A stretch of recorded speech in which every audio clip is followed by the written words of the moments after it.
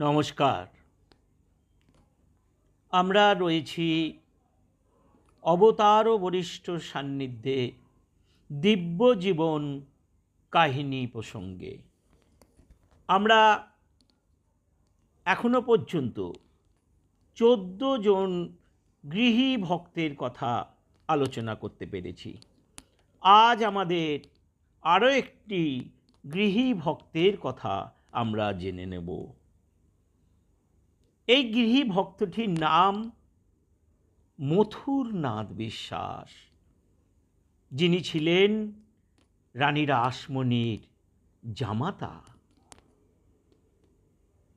মথুরনাথ বিশ্বাস প্রথম দিকে ঠাকুরের প্রতি খুব একটা আকর্ষণ ছিল না। পরবর্তীকালে তিনি রামকৃষ্ণ ভক্ত মণ্ডলীতে এক উজ্জ্বল জ্যোতিষ্ক স্বরূপ হয়ে উঠেছিলেন। শ্রীরামকৃষ্ণের আপাতক আশ্চর্য কাণ্ড তাকে ঈষৎ ভিলহল এবং অবাক করত। ধীরে ধীরে শ্রীরামকৃষ্ণের প্রতি তিনি অদম্য আকর্ষণ অনুভব করতেন। তিনি বুঝতে পারেন ঠাকুরের মধ্যে এক চলেষ্ণু ঈশ্বর বাস করছেন, আর তাই পরিণত হন ঠাকুরের এক সেবকে। ছোট ভট্টাস থেকে শ্রীরামকৃষ্ণ হন বাবাতে রূপান্তরিত, আর সেজবাবু মথুরনাথ হলেন ভক্ত মথুর। গদাধর তখন এসেছেন দক্ষিণেশ্বরে, নিযুক্ত হয়েছেন দেবীর পূজারী হিসাবে। গদাধরের অবাক করা কাণ্ড কারখানা দেখে অনেকে তার বিরুদ্ধে নালিশ জানাচ্ছেন মথুরবাবুর কাছে।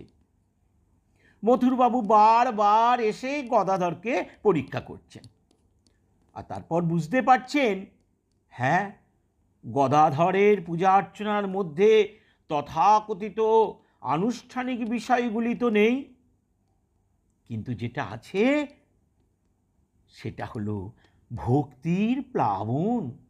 আর এই ভক্তি রসের প্রাবল্য তাকে অন্য একটি সত্তারূপে চিহ্নিত করেছে। তখন ধীরে ধীরে ছোট ভট্টাচার্যের ওপর বিশ্বাস জন্মাতে থাকে মথুরবাবুর।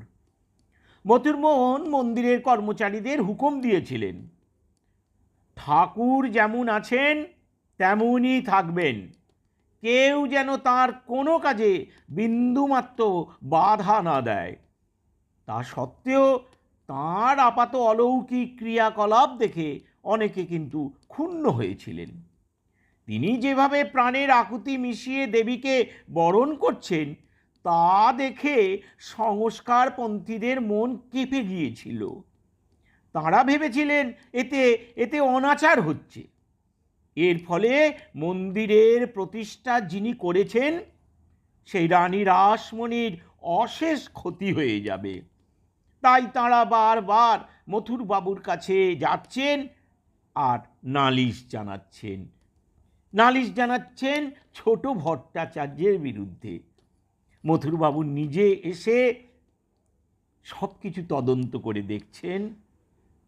তারপর তিনি বুঝতে পারলেন ছোট ভট্টাচার্য অর্থাৎ গদাধর পূজারীর ঈশ্বর আরাধনার ব্যাপারটি একেবারে আলাদা। তিনি আকুল হৃদয়ে মাকে শুধু ডেকেই যান। তার এই আচরণের মধ্যে তো কোনো দোষ নেই, এর ফলে কারও তো কোনো ক্ষতি হবে না। একবার শিব মন্দিরে শিবের মহিমা আবৃত্তি করতে করতে ঠাকুর তো বিহ্বল হয়ে পড়েছিলেন। মন্দিরের কর্মচারীরা তাকে জোর করে টেনে সেখান থেকে বের করে আনার চেষ্টা করেন। মথুরবাবু ঘটনাস্থলে উপস্থিত হয়ে বলেছিলেন, যার মাথার ওপর মাথা আছে তাকে যেন কেউ স্পর্শ করতে না পারে। এবার ঠাকুর এলেন পানিহাটিতে দণ্ড মহোৎসব দেখতে। মথুরবাবু তার যাতায়াতের সব ব্যবস্থা করে দিলেন, এমনকি নিজে গিয়ে উৎসব মন্দিরে উপস্থিত হয়ে গেলেন। এমন কত ঘটনাই ঘটে গেছে। একবার মথুরবাবুর এক বন্ধু দক্ষিণেশ্বরে এলেন জুড়ি গাড়ি করে। তিনি দেখলেন ফুলের বাগানে ঠাকুর ঘুরে বেড়াচ্ছেন কাপড়ের খুঁট গায়ে। ঠাকুরকে মালি ভেবে একটা ফুলের তোড়া দেবার ফরমাশ করলেন। ঠাকুর নিজে একটি তোড়া তৈরি করে তাকে দিলেন। আর এই তোড়া দেখে তিনি খুব খুশি হয়ে চললেন জানবাজারে মথুর বাবুর কাছে। বন্ধুকে অনুরোধ করলেন মালিটিকে তাকে দিতে হবে। মথুরবাবু যখন সব বুঝতে পারলেন, বন্ধুকে নিয়ে দক্ষিণেশ্বরে এসে ঠাকুরের পায়ের কাছে প্রণাম করে বললেন, বাবা, একে তুমি ক্ষমা করো, এ জানে না তোমার সঙ্গে এরকম ব্যবহার করে ফেলেছে। নিরাভিমানী ঠাকুর বলেছিলেন, তাতে কি হয়েছে গো, তাতে কি হয়েছে, তাতে আর কি হবে। দীর্ঘদিন ধরে মথুরবাবু নিঃস্বার্থভাবে ঠাকুরের সেবা করে গেছেন।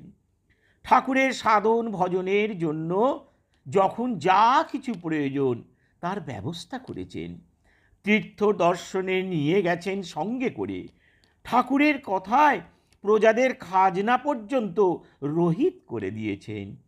দরিদ্র নারায়ণ সেবা করেছেন। মথুরবাবু ঠাকুরকে কথায় কথায় বলতেন, বাবা, তুমি তো সকলের মালিক, আর আমি তোমার প্রজা বই তো কেউ নয়।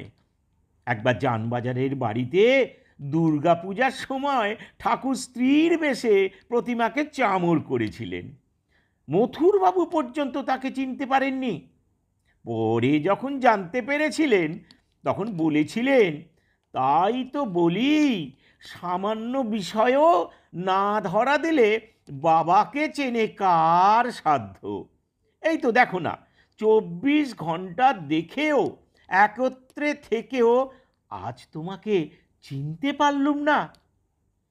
জীবনের উপান্তে দাঁড়িয়ে মথুরবাবু বলেছিলেন, আমার স্ত্রী, পুত্র, বিষয়, আশয় সবই মিথ্যে, সবই মিথ্যে।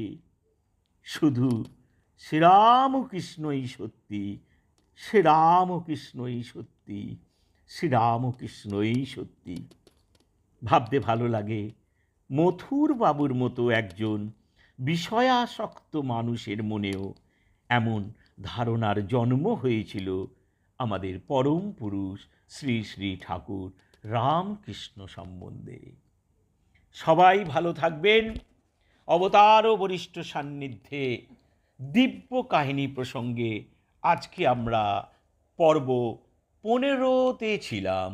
জেনে নিলাম গৃহী ভক্ত মথুরনাথ বিশ্বাস সম্বন্ধে। ঠাকুর মা স্বামীজি সকলের মঙ্গল করুন এই